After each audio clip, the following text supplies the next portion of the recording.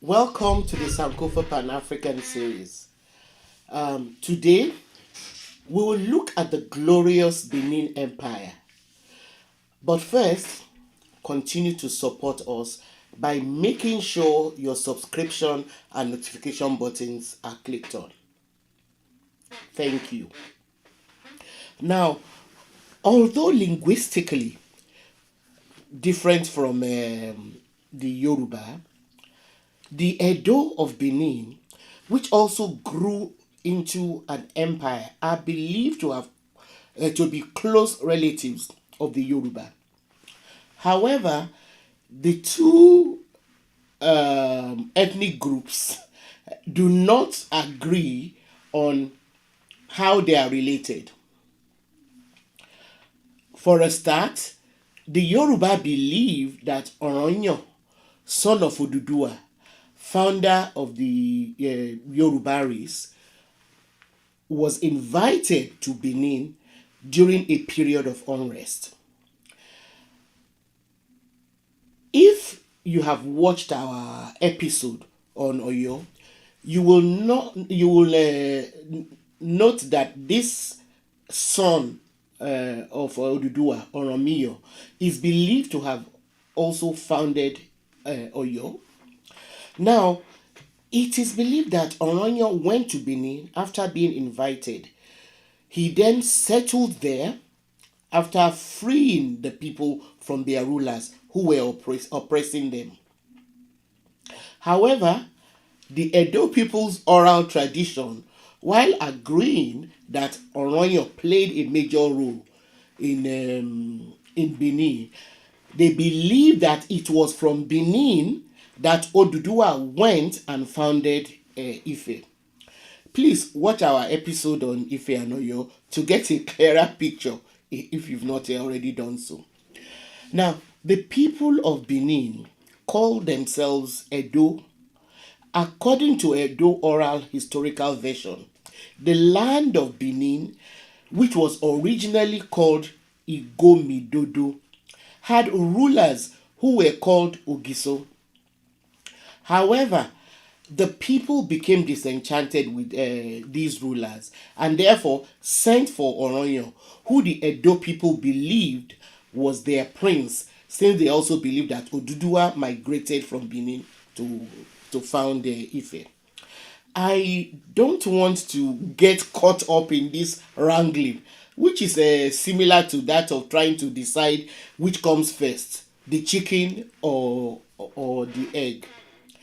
I continue to look to archaeologists and historians who hopefully will help settle this debate through scientific dating of sites and the artifacts, as well as rigorous historical research.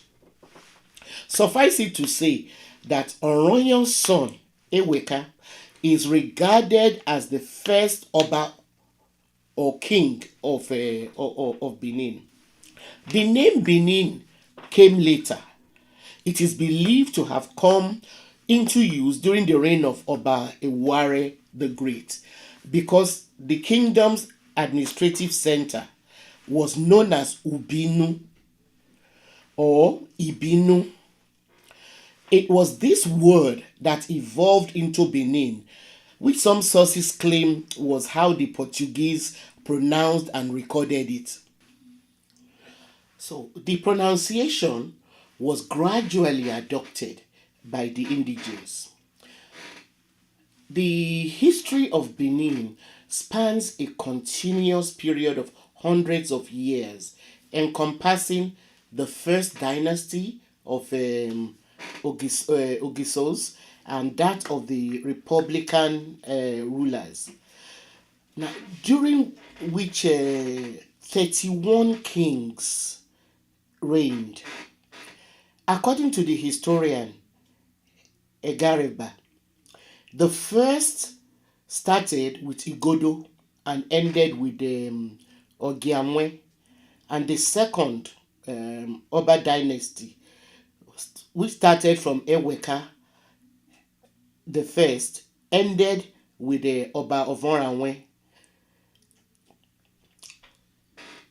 Edo kings shared authority with a hereditary order of chiefs, of powerful families and town chiefs of different guilds called the Uzama, until around the 13th century when Oba Ewado began to chip away at the power of the chiefs. Royal power became even more consolidated under the famous Oba Eware, who reigned from about 1440. He was a great warrior who expanded the kingdom and was the one who established a hereditary succession to the throne. The Benin Empire extended to Dahomey in the west, the Niger Delta in the east, along the West African coast, and to some Yoruba towns.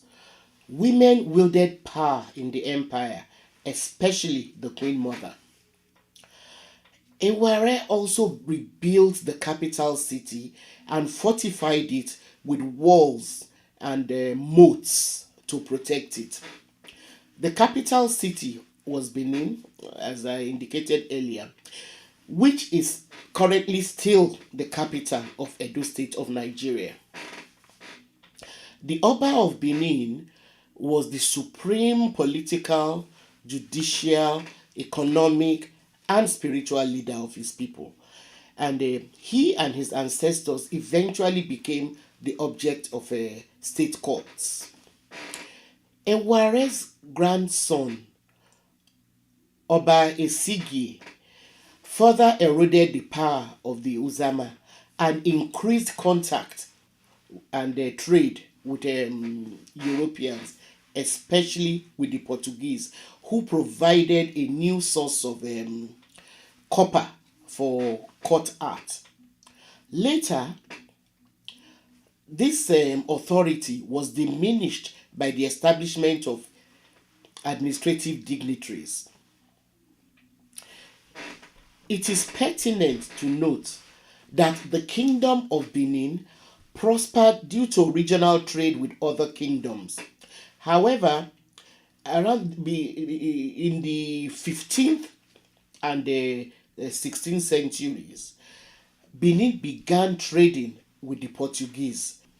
These Europeans settled at Ugoton from 1487 AD and expressed interest in beads, cotton cloth, ivory, and slaves. While the king of Benin maintained strict control of this trade through a royal monopoly, as he prohibited the sale or trade of some items. Now, under a succession of strong obas, Benin became a highly organized state and had some extremely gifted artists and sculptors who, like those in Ife, worked in brass, ivory, and wood. These artists and craftsmen were organized, very well organized, into guilds. Benin brassmiths and bronze casters have left their mark in the excellent, beautiful naturalistic heads, bas reliefs, and other sculptures which are recognizable all over the world. From the 15th through the 18th century, Benin traded in ivory, gum, palm oil, and pepper with Portuguese and Dutch traders. Traders in the Benin Empire, served as middlemen between European traders and other people in the interior of West Africa to get these goods and then sell to the Europeans and then buy goods from the Europeans to sell to the um, to the interiors. Now, the European contact with the Benin Kingdom was underpinned by their imperial interest, um, which was fueled by a desire to strip the kingdom of its entire valuables. They never meant any good for the empire. This was executed under the pretext of trade and Christianity. Unfortunately, the empire also participated in slave trade. By the 1700s, Benin became embroiled in dynastic disputes and civil wars. However, the empire sustained itself until its capital city was burnt and looted of its artworks by the British in 1897,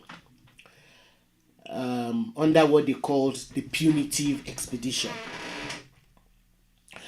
In 1897, the British, who were entrenched in colonial trade and expansion in Africa, were determined to wrest the control of any remaining inland trade in the area, which now constitutes Nigeria. So one of the obstacles in their way was Oba Ovoranwe Nogbaisi, who was the ruler of Benin at the time.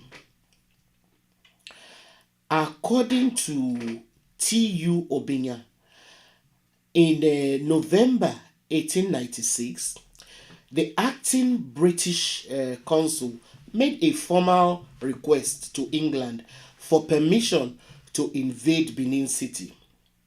There is evidence of the primary motive behind this invasion, which was financial, nothing else but financial, and the evidence can be found in a letter written by the British consul to the British Foreign Secretary, which survived. In that letter, he asked for permission to invade Benin and depose the ruler on the 17th of November 1896.